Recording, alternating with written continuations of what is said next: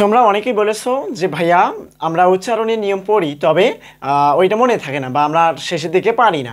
অনেকেই বলছো যে ভাইয়া আমার মনে থাকে না আমাদের, হ্যাঁ। আবার অনেকেই বলছো যে ভাইয়া উচ্চারণের নিয়মগুলো বাদ দেন, প্র্যাকটিস দেখান কিভাবে আমরা কোন নিয়মগুলো মনে রাখলে আমরা উচ্চারণের নিয়ম ভালোভাবে লিখতে পারবো। তো প্রিয় শিক্ষার্থী বন্ধুরা, আসসালামু আলাইকুম।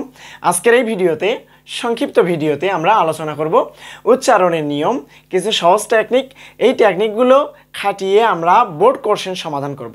অর্থাৎ বোর্ডে কিভাবে আমাদের উচ্চারণের নিয়মগুলো আসে। আমরা জানি আমাদের বাংলা ব্যাকরণের প্রথম টপিকই আছে হচ্ছে উচ্চারণের নিয়ম। তো উচ্চারণের নিয়ম থেকে 5 নাম্বার, দেখেন আমরা একটা রচনাতে 20 নাম্বার পাবো। কত নাম্বার? 20 নাম্বার। তবে আমরা রচনা লিখবো হচ্ছে অন্ততপক্ষে 10 থেকে 12 পেজ। তাহলে 10 থেকে 12 পেজ লিখলে ফুল মার্ক যে তুমি 20 পাবা এটা সম্ভব নয়। তবে দেখো, একের যে ক আছে, কতে দেওয়া আছে যে কোনো, এখানে একের কতে দেওয়া থাকবে যে ধরো অ উচ্চারণের 5টি নিয়ম লেখো বা এ উচ্চারণের 5টি নিয়ম লেখো। আজকে আমরা আলোচনা করব এর একের খ নম্বর, যে কোনো 5টি শুদ্ধ উচ্চারণ লেখো। তাহলে শুদ্ধ উচ্চারণ আমরা 5টা লিখলেই তো আমরা সেখানে 5 নাম্বার পেয়ে যাচ্ছি, সেখানে নাম্বার কাটার কোনো উপায় থাকবে না টিচারের, হ্যাঁ। তো আমরা আজকে এই লেকচারে আলোচনা করব তোমাদের এইচএসসি পরীক্ষার্থী 2025-এর জন্য উচ্চারণের নিয়ম থেকে সহজ টেকনিক অনুযায়ী বা সহজ টেকনিক খাটিয়ে কিভাবে আমরা উচ্চারণের নিয়মগুলো ফলো করে আবার উচ্চারণ, এই যে শুদ্ধ উচ্চারণ আমরা লেখা শিখব, কিভাবে আমরা শুদ্ধ উচ্চারণ করতে পারবো এবং কিভাবে করা যায়, আর কিভাবে আমাদের বোর্ডে কোশ্চেনগুলো আসে সেইভাবে। অর্থাৎ বিস্তারিত এই লেকচার থেকে আমরা জানবো উচ্চারণ একদম A to Z। আশা করা যায় আপনারা শেষ পর্যন্ত ভিডিও দেখবেন। ভিডিওটি দেখবেন। যদি ইনশাল্লাহ ভিডিওটি শেষ পর্যন্ত দেখেন, ইনশাল্লাহ আমি বললাম যে উচ্চারণের এখান থেকে আমরা 5/5 এটা পেয়ে যাব, ইনশাল্লাহ 5 পেয়ে যাব। তো চলেন আমরা ফোনের স্ক্রিনে চলে যাই, যেখানে আমরা হাতে কলমে দেখে প্র্যাকটিস করতে পারবো।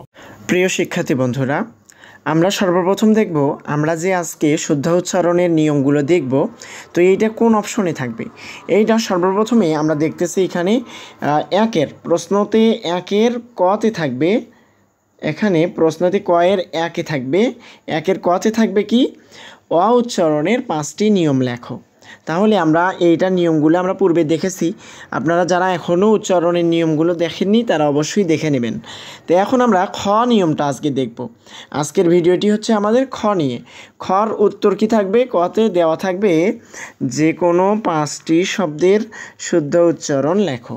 তাহলে শুদ্ধ উচ্চারণ 5টি লিখলে দেখেন আজকের টপিকটা যদি মাত্র আপনারা দেখে যান, এই টপিকটা আজকের পুরো ভিডিওটি, তাহলে 2 মিনিটে আপনি একের ক নম্বরটা বা খ নম্বরটা দিতে পারবেন, হ্যাঁ। তাহলে আমরা সর্বপ্রথম নিয়ম দেখব। এই নিয়মগুলো আপনারা একটু খাতায় নোট করে রাখবেন। যদি আমরা কোনো উচ্চারণে হ্রস্বইকার বা দীর্ঘইকার দেখি, তাহলে সেখানে আমরা হ্রস্বইকার ব্যবহার করব। কী কার ব্যবহার করব? যেখানে দীর্ঘইকার রয়েছে, যেমন নদী, নদীতে দীর্ঘইকার আছে, সেখানে আমরা কি দিলাম? হ্রস্বইকার দিলাম। এইটা অবশ্যই মনে রাখবেন। তারপরে যখন হ্রস্বকার এবং দীর্ঘকার থাকবে, তাহলে সেখানে আমরা হ্রস্বকার দেব।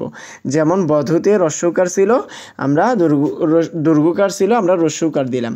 এই যে মধু আছে ইত্যাদি যে শব্দগুলো আছে দীর্ঘকার দেয়া, সেই দীর্ঘকার দেওয়া শব্দগুলোকে আমরা কি দেব? হ্রস্বকার দেব, হ্যাঁ। তারপরে দেখেন ইয়াও জকে ভাঙলে আমরা কি পাই?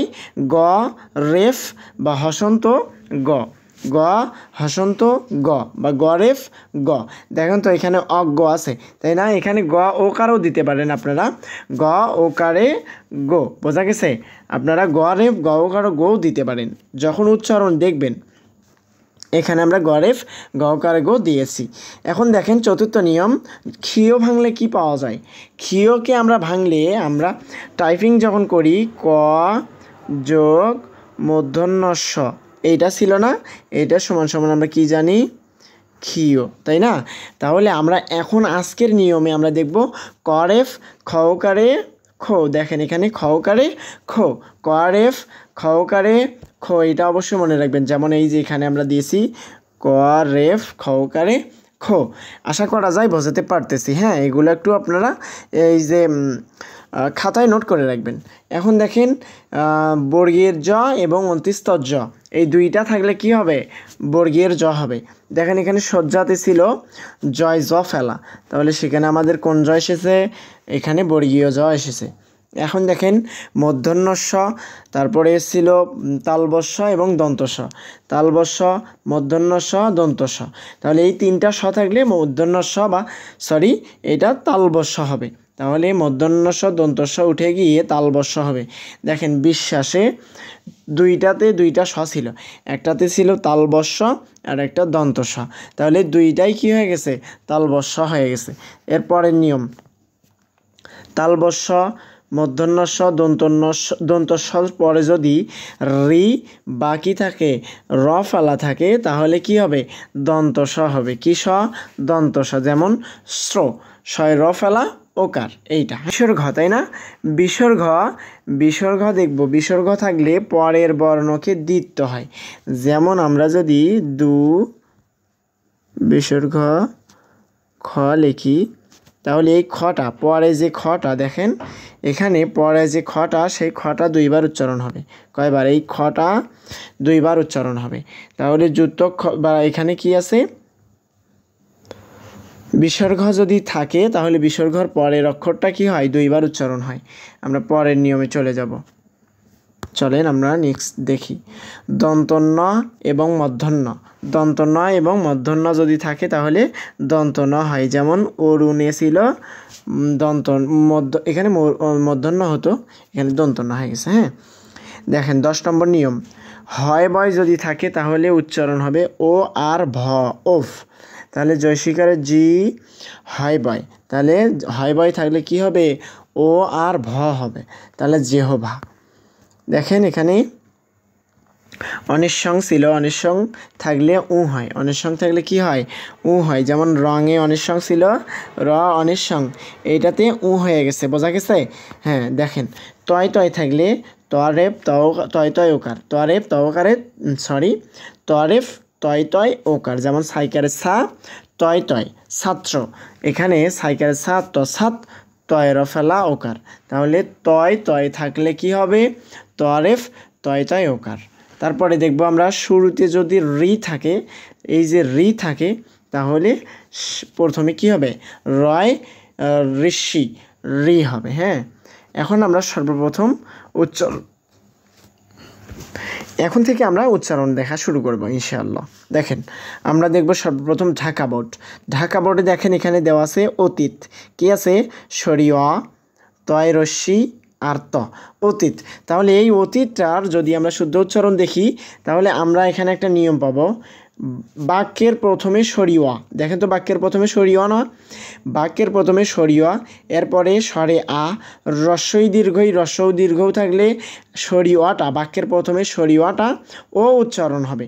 এইটা ওয়া উচ্চারণের নিয়ম, ওয়া উচ্চারণের নিয়ম। তাহলে দেখেন বাক্যের প্রথমে যদি অ থাকে, পরে যদি রস্বই দীর্ঘই, রস্বও দীর্ঘও থাকে বা স্বরে আ এগুলো থাকে, তাহলে বাক্যের প্রথমে ওয়াটা ও হয়ে যাবে। তাহলে দেখেন এখানে সরিয়া ছিল, ওয়ার পরে রস্বই কার ছিল, তাহলে ওয়াটা কি হয়ে গেছে? ও হয়ে গেছে, ওয়াটা ও হয়ে গেছে। আর তয় রস্যি, তর নিচে দেখেন রেপ দেওয়া আছে।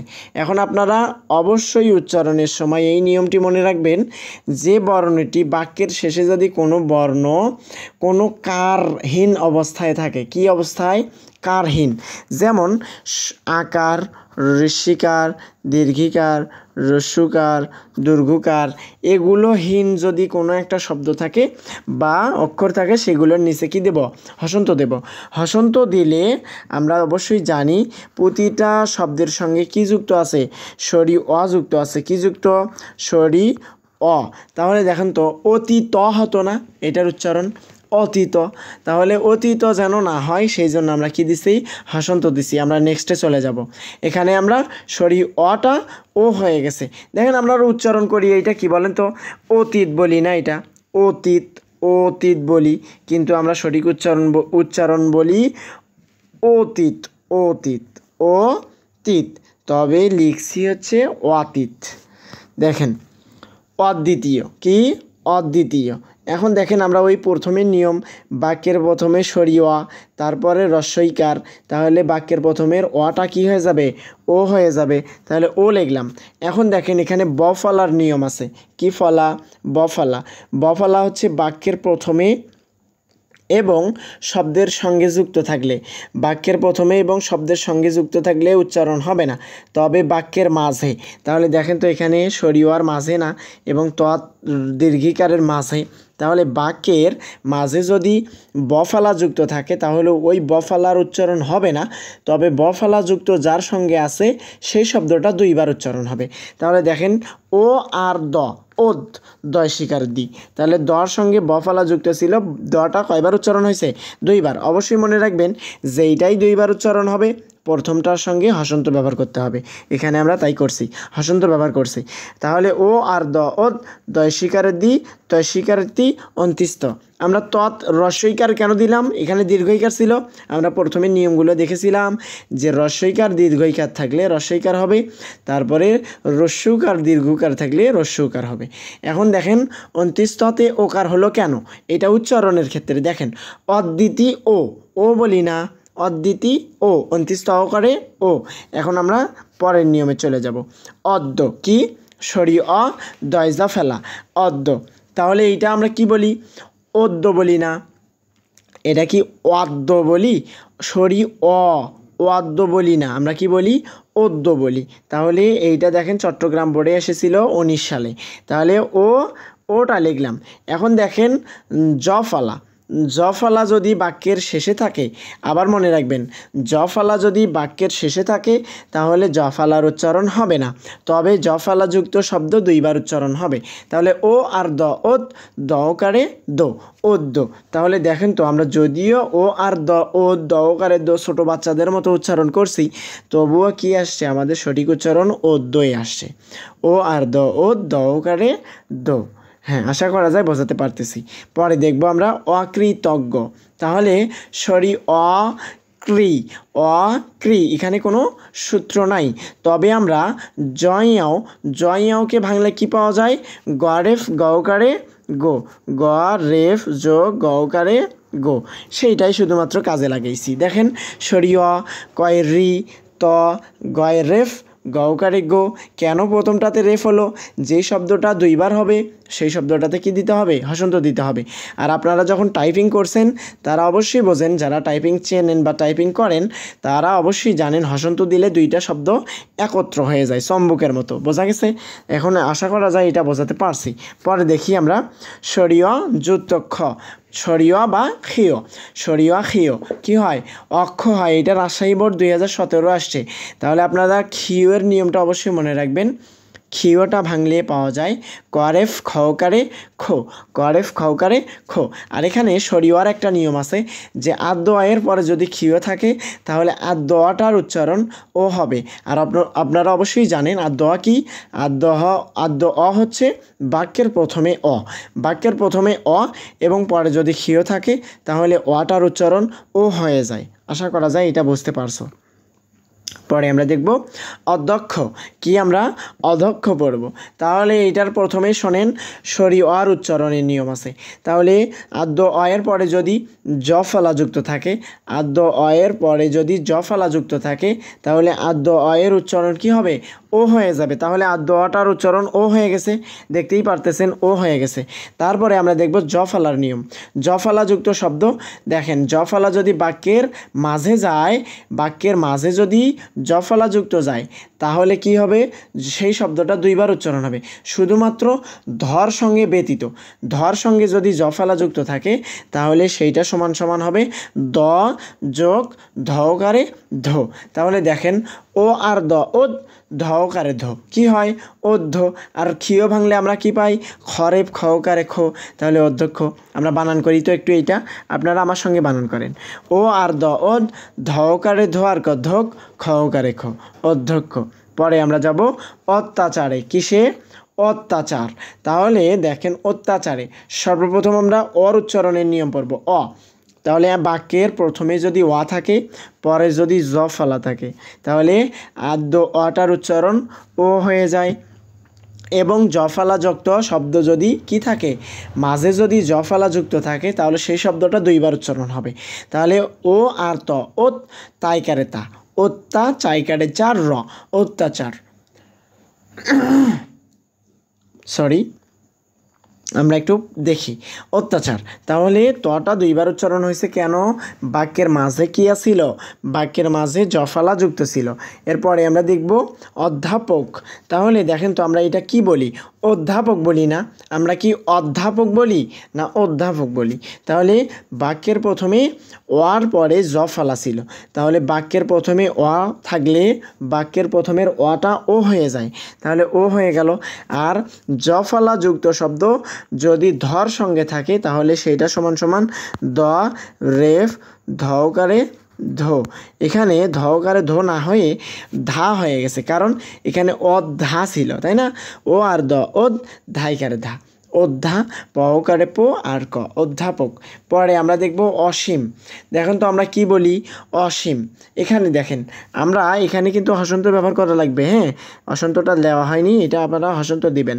এখানে দেখেন অসীমে কোনো কাজ নেই, শুধুমাত্র এখানে তালবস্য হয়ে গেছে। কেন?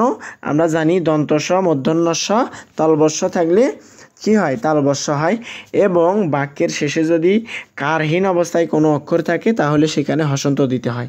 তাহলে আমরা কি হসন্ত ব্যবহার করছি? এখানে তালবস্য ইউজ করছি আর এখানে মতে হসন্ত ব্যবহার করছি। এখন দেখেন ওয়ানিচ্ছেস। ওয়ানিচ্ছেস এটা কুমিল্লা বোর্ডেও আসছে, আবার রাজশাহী বোর্ডেও আসছে। দেখেন আপনারা এটা প্র্যাকটিক্যালি আপনারা দেখতে পারবেন, আপনাদের যদি বই থাকে যে ভাইয়া আপনি এটা ভুলভাল বলতেছেন কি না। এটা আপনারা বিশ্বাস যদি না হয় আপনারা নিজের বইয়ে দেখতে পারেন। এখন দেখেন আমরা অনিঃশেষ দেখব। এখন দেখেন কোনো কাজ নেই এখানে, শুধুমাত্র দেখব যে এখানে বিসর্গ ছিল। কি ছিল? বিসর্গ ছিল। তাহলে বিসর্গ থাকলে বাক্যের পরের শব্দটা দুইবার উচ্চারণ হয়। তাহলে দেখেন সরিও নয় শিকারে নি, অনি অনি, তাহলে তালবস্য অনিশ, শয়কারে সে তালবস্য। এখন দেখেন এখানে তিনটা স কেন হলো? এই যে দেখেন এখানে খিউ, এই যে এখানে যুক্ত বিসর্গ থাকার কারণে এই যে আমাদের তালবস্য, প্রথম তালবস্য এইটা দুইবার উচ্চারণ হয়েছে। আবার মূর্ধন্য স থাকার কারণে ওইটা তালবস্য হয়ে গেছে, দুইবার উচ্চারণ বা তিনবার হয়ে গেল। আমরা এখন যাব, এখন দেখবো হচ্ছে আশ্রম। তাহলে দেখেন ছয় র ফেলা ছিল, তাহলে র ফেলা যুক্ত শব্দ দেখেন সরে আ আর দন্তস্ব। দেখেন আমরা একটা সূত্র পড়ছিলাম না যে তালবস্য, তারপরে মূর্ধন্যস্ব দন্তস্ব যোগ র ফেলা সমান সমান এই যে এই রফালা। তাহলে দেখেন যদি তালবস্য মূর্ধন্যস্ব দন্তস্ব থাকে তারপরে যদি রফালা থাকে বা ওইটার সঙ্গে যদি রফালা যুক্ত থাকে তাহলে এইটা কি র হবে? এটা দন্তস্ব হবে, এটা দন্তস্ব। তাহলে সেইটার কাজ করছি। দেখেন সরেয়া দন্তস্ব আস, শয় রফালা ওকার ম, আশ্রম। আমরা জানি রফালা যুক্ত মধ্য রফালা যুক্ত শব্দ দুইবার উচ্চারণ হয়, তাহলে শটা দুইবার উচ্চারণ হয়ে গেছে। তাহলে বলছে এখানে আবশ্যক। তাহলে দেখেন এখানে কোনো কাজ নেই, তাহলে এখানে জফলা যুক্ত মধ্যে জফলা যুক্ত ছিল, তাহলে মধ্য জফলা যুক্ত শব্দ দুইবার উচ্চারণ হয়, তালবস্য দুইবার হয়ে গেছে। আর কটার নিচে কি দিচ্ছি? হসন্ত, কারণ শেষে কি ছিল না, আমরা কোনো কার দেখতে পারতেছি না। এখানে দেখেন উদ্যোগ, তাহলে রস্যৌ আর দ, উদ দকারে দো আর গ, উদ্যোগ। এখানে গতে হসন্ত দিছি এবং প্রথম বাক্যতে হসন্ত দিছি। প্রথম বাক্যতে কেন হসন্ত দিলাম? এই যে দতে যে প্রথম দ, আমরা জানি দুইবার দ যেখানে উচ্চারণ হবে, দুইবার একই শব্দ যেখানে দুইবার হবে মানে যুক্তক্ষ। দেখেন এখানে দয় জ ফেলা ছিল, তাহলে প্রথমটাতে জ ফেলা যুক্ত থাকার কারণে আমরা কি দিলাম? দুইবার দ লিখলাম এবং দুইবার লেখার পরে আমরা প্রথমটাতে এইখানে হসন্ত ব্যবহার করছি। তাহলে দেখেন রস্যৌ আর দ, উদ্যোগকারে দো আর গ, উদ্যোগ। বোঝা গেছে ইনশাল্লাহ। এখন দেখেন আমরা দেখব বরিশাল বোর্ড 17তে আসছিল উপমা। তাহলে রস্যৌ পহকারে পো কি হয়? উপ মাইকারে মা, উপমা। এটা সহজ সূত্র, হ্যাঁ একটু দেখে যাবেন। দেখেন সবচেয়ে গুরুত্বপূর্ণ একটা টপিক সিলেট বোর্ডে আসছিল উদাহরণ। তাহলে উদাহরণ আমরা লিখি না, তাহলে উদাহরণটার সঠিক উচ্চারণ কি হবে? রসৌ দায়কারে দা, উদা, হ রকারে রো, দন্তন্য। এখানে মূর্ধন্য ছিল, আমরা জানি মূর্ধন্য থাকলে দন্তন্য হয় এবং উচ্চারণের জন্য রতে ওকার এসে গেছে। হ্যাঁ, তাহলে এইটা ছিল সহজ একটা টপিক। এখন দেখেন যশোর বোর্ড 2016-তে আসছিল। এখন এখন এ উচ্চারণ, এটার উচ্চারণ দুইভাবে হয়। কয়ভাবে? এর উচ্চারণ দুইভাবে হয়, একটা তো এই হয় আর একটা কি হয়? ইয়া হয়। কি হয় ভাইয়া? ইয়া হয়। তাহলে এর উচ্চারণ দুইভাবে হয়, দেখবো এখানে এখন। তাহলে বলেন তো, এটা আমার সঙ্গে বলেন, এটা কি বলি? এখন। তাহলে এইটা বলা উচিত ছিল এখন। এখন কেউ বলি না, আমরা বলি এখন। তাহলে এটার উচ্চারণ ইয়া হয়ে গেছে, খতে ওকার এসে গেছে, আর শেষে কি ছিল না? কোনো আকার ছিল না, বা হ্রস্বইকার ছিল না, দীর্ঘিকার ছিল না, কোনো স্বরবর্ণের কার ছিল না, সেই জন্য আমরা হসন্ত ব্যবহার করছি। এখন দেখেন একটি, কিটি, একটি, এ আর ক, এক টয় শিকারে টি। তাহলে এখানে আমরা যে হসন্ত ব্যবহার করছি এটা ভুল লিখছিলাম। হ্যাঁ, টপিকটা ভুল হয়েছে। এখানে একটির সঠিক উচ্চারণ হচ্ছে একটি, এইটাই সঠিক, এইটাই ভুল, এইটাই সব। বোঝা গেছে? এখন দেখেন এক, তাহলে একা, একা, একা। দেখেন শুধুমাত্র এটার উচ্চারণ এ হয়ে গেছে। একা আমরা তো লিখি এইটা, তবে উচ্চারণ করি এইটা। এই টপিকটা হচ্ছে আমরা লিখবো একটা, উচ্চারণ করব আরেকটা। ঐশ্বর্য, তাহলে ওই, ওই হচ্ছে যৌগিক শব্দ, যেটাকে ভাঙলে ও যোগ রস্বই পাই, ও যোগ রস্বই পাই। তাহলে ও যোগ রস্বই ওই। এখন দেখেন বফালা যুক্ত শব্দ, মধ্য বফালা যুক্ত শব্দ দুইবার উচ্চারণ হয়। তাহলে শটা ছিল, শর সঙ্গে ছিল দুইবার, বা শর সঙ্গে কী ছিল? বফালা যুক্ত ছিল। তাহলে বফালাটা কয়বার উচ্চারণ হবে? দুইবার। তাহলে দেখেন ও রস্বই ওই আর তালবস্য কী হয়? ঐশ সহকারে শো আর র, সোর জকারে জ। এখন দেখেন এখানে অন্তস্থ জ ছিল, এখানে এখানে বর্গীয় জ হলো। কেন হলো ভাইয়া? আমরা প্রথমে সূত্র দিছিলাম, জ অন্তস্থ জ বা বর্গীয় জ থাকলে কি জ হয়? থাকলে হচ্ছে আমরা জানি এখানে কি জ হবে? বর্গীয় জ। সেই জন্য এখানে জকারে জ এসে গেছে। আশা করা যায় বোঝাতে পারছি। এখন দেখেন আমরা পরের টপিকে চলে যাব। ঐক্য ছিল, ঐক্য। তাহলে ওই ভাঙলে কি পাই? ও রস্বই ওই। আর হচ্ছে ক ফেলা, সরি, কতে জ ফেলা যুক্ত ছিল, শেষে জ ফেলা যুক্ত শব্দ উচ্চারণ হয় না, তবে জ ফেলা যুক্ত শব্দ দুইবার উচ্চারণ হয়। তাহলে ও আর ক ওই, ও আর ক, সরি, ও রস্বই ওই আর ক ওই, ক ওকারে কো, ঐক্য। পরে দেখবো হচ্ছে কবিতা, কবিতা। দেখেন এখানে সহজ একটা উচ্চারণ, কর সঙ্গে ছিল। দেখেন আমরা জানি প্রতিটি শব্দের সঙ্গে কি যুক্ত থাকে? সরি অ থাকে। তাহলে আদ্য অ এর পরে রস্বই কার ছিল, তাহলে কর সঙ্গে অ ছিল। যেমন দেখেন ক, অ ছিল, কর পরে কি ছিল? রস্বই কার। তাহলে আদ্য অটা ও হয়ে যাবে। তাহলে ক ওকারে কো, বৈশিকারে বি, তাইকারে তা।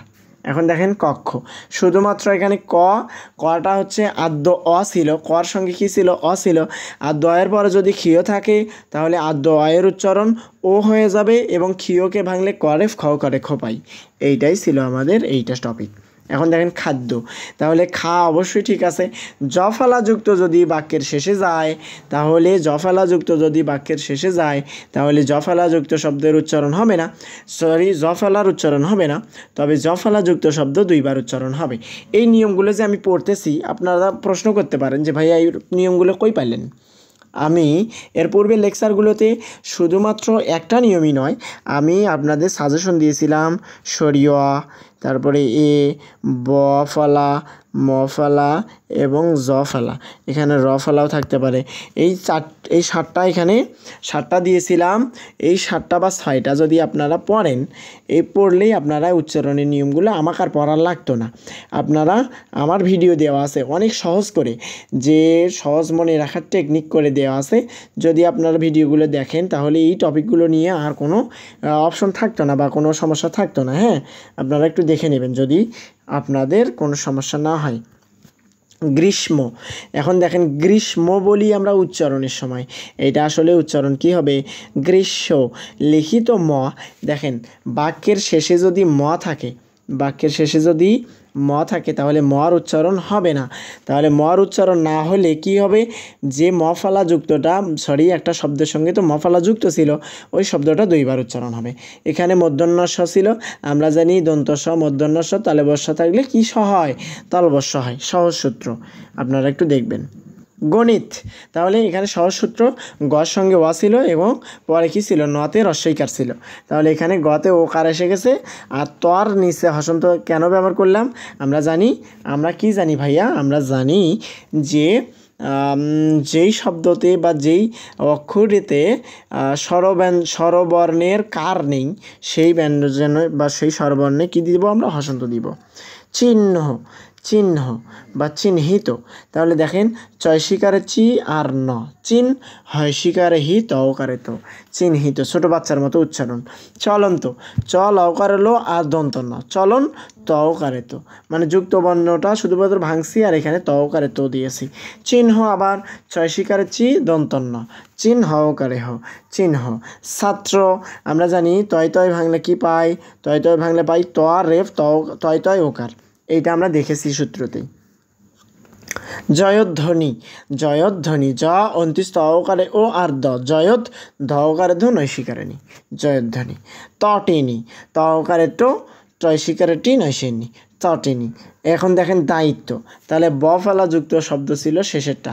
তাহলে আমরা জানি বাক্যের শেষে যদি বফালা যুক্ত থাকে তাহলে বফালার উচ্চারণ হবে না, তবে বফালা যুক্ত শব্দ যেইটার সঙ্গে বফালা যুক্ত থাকবে সেই শব্দটা দুইবার উচ্চারণ হবে। শুধুমাত্র সেই কাজটাই করছি। ত রেপ তকারে তো। এখন দেখেন দুরন্ত, দৈশিকরে দু র দন্তন্য, দুরন্ত অকারে তো, এখানে যুক্ত বর্ণটা শুধুমাত্র ভাঙছি। হ্যাঁ, এগুলো সবগুলোই বোর্ড করছেন। দেখেন সবচেয়ে গুরুত্বপূর্ণ টপিক ধন্যবাদ, এটা অনেকগুলো বোর্ডে আসছে, শুধুমাত্র একটা উল্লেখ রাখছি, এখানে 2023 সালেও আসছিল এইটা। তাহলে দেখি আমরা ধন্যবাদ, ধকারে ধো দন্তন্য, কেন ধকারে ধো হলো, বাক্যের প্রথমে অ ছিল, কেন অ ছিল, ধর সঙ্গে অ ছিল, যেমন আমরা যদি দেখেন ধ যোগ অ, এই যে ধ যোগ অ, জফলা ছিল অর সঙ্গে বা অর পরে ছিল জফলা, তাহলে ধটা ও হয়ে গেছে, ধকারে ধো আর নয় জফলা যুক্ত শব্দ যদি মাঝে থাকে তাহলে যেই শব্দটার সঙ্গে জফলা যুক্ত থাকবে সেটা দুইবার উচ্চারণ হবে। ধকারে ধো দন্তন্য, ধন, নকারে নো বাইকারে বা আর দ, শেষে হসন্ত হয়েছে কেন, আমরা এখানে স্বরবর্ণের কোনো কার ছিল না সেই জন্য। নদী, দেখেন এখানে নর সঙ্গে কি ছিল, কোনো শব্দই ছিল না, এখানে নর সঙ্গে কিছুই ছিল না, এবং আমরা জানি নর সঙ্গে ওয়া যুক্ত আছে এবং ওয়ার পরে এখানে দতে দীর্ঘিকার আছে, তাহলে দীর্ঘিকার থাকলে কি কার হয়, রস্বইকার হয়, আর এখানে নতে ওকার ছিল, ওয়া ছিল, সেই ওয়াটা ও হয়ে গেছে, তাহলে নকারে নো দৈশিকারে দিই, নদী, নকারে নো দৈশিকারে দিই। প্রথম বাক্যের প্রথমে দেখেন আদ্য আয়ের পরে যদি রফালা যুক্ত থাকে তাহলে আদ্য আয়ের উচ্চারণ ও হয়, তাহলে পর সঙ্গে যে ও ছিল বা র ফেলা ছিল তাহলে পটা উচ্চারণ কি হবে, ও হয়ে যাবে। তাহলে পয়রা ফেলা প্র, থকারে থ, মর নিচে ও হসন্ত। দেখেন এখানে যদি হসন্ত না দিতাম তাহলে হতো এটা প্রথম ম অ ছিল, সে অটা যেন না উচ্চারণ হয় সেই জন্য আমরা হসন্ত ব্যবহার করি। প্রজ্ঞা, এখানে কোনো কাজ নেই, শুধুমাত্র বাক্যের প্রথমে র ফেলা ছিল, ওয়ার পরে র ফেলা ছিল সেই জন্য আমরা ওকার দিছি, আর জ ইয়াও জকে ভাঙলে গকারে গো পাই, এখানে আকার ছিল সেই জন্য আকার হয়ে গেছে। পদ্মা, এখানে দেখেন মফলা যুক্ত ছিল, দয়ময় পদ্মা, দয়ময় পদ্ম বা পদ্মা, এখানে বরিশাল বোর্ড 2019-এ আসছিল। তাহলে এখন দেখেন বাক্যের শেষে যদি মফলা যুক্ত থাকে তাহলে মফলার উচ্চারণ হবে না, এবং যেই অক্ষরটার সঙ্গে মফলা যুক্ত থাকবে সেই অক্ষরটা দুইবার উচ্চারণ হবে। দরেব দওকারে দ, এখানে সেম আমরা বফলার উচ্চারণ দেখে আসছি, বাক্যের মাঝে যদি বফলা উচ্চারণ হয় বা আসে তাহলে এইটার উচ্চারণ হবে না, শুধুমাত্র যার সঙ্গে বফলা যুক্ত ছিল সেই শব্দটা দুইবার উচ্চারণ হবে। দ রেব দাইকারে দা। এখন দেখেন শ্রবণ, এখানে মধ্য তালবস্য ছিল, তালবস্যর সঙ্গে রফালা যুক্ত ছিল, সেই জন্য এখানে কি আসছে, দন্ত স। আর এখানে উচ্চারণের জন্য এখানে বর সঙ্গে ওকার এসে গেছে। আজকের লেকচার দেখেন এই পর্যন্তই ছিল। আশা করা যায় আপনারা যদি এই টপিকগুলো শুধুমাত্র দেখে যান, এইটুকু আমার বিশ্বাস যে পরীক্ষার আগ পর্যন্ত যদি এই টপিক শুধু মনে রাখতে পারেন, যে কয়টি পড়ালাম প্রায় 40টার মতো পড়ছি আমরা, প্রায় 40টা নিয়ম দেখছি ইনশাল্লাহ। 40টা নিয়ম যদি আপনারা ভালো করে মনে রাখতে পারেন ইনশাল্লাহ এখান থেকে 5 পাবেন, এটা আমার বিশ্বাস। আর আপনারা যদি ওই সহজ টেকনিকগুলো মনে রাখতে চান তাহলে আমার পূর্বের ভিডিওগুলো অবশ্যই দেখতে হবে। আর দেখা হবে আবারও নতুন কোনো লেকচার নিয়ে। আর আপনাদের জন্য অবশ্যই সুখবর যে আমি প্রতিটি সাবজেক্টের জন্য অনেক সুন্দর করে এমসিকিউ সাজেশন এবং সিকিউ সাজেশন ক্লাস তৈরি করতেছি। আপনারা সেই ক্লাসগুলো পেতে চাইলে কি করতে হবে, আমার চ্যানেলটি সাবস্ক্রাইব করতে হবে। যারা ফেসবুক পেজ থেকে দেখতেছেন তারা অবশ্যই ফেসবুক পেজটি ফলো করবেন। ধন্যবাদ। আল্লাহ হাফেজ। আসসালামু আলাইকুম রহমতুল্লাহি ওয়া বারাকাতুহু।